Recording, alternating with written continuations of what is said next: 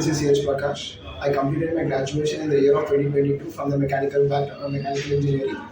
And right after my graduation, I joined in the Institute of JSpiders in Punjagutta.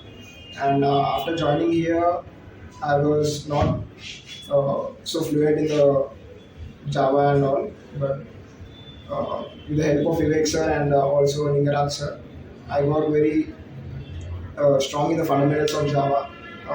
As I am from non-IT background, I was a bit nervous and worried before joining the institute, how it's gonna be in the IT field and how tough it's gonna be in learning the languages.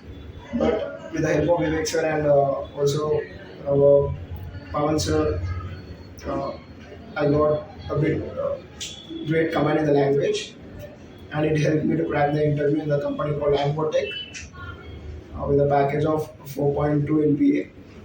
And I thank all the management of J Spiders and also the HRs and all the faculties over here for great support and all the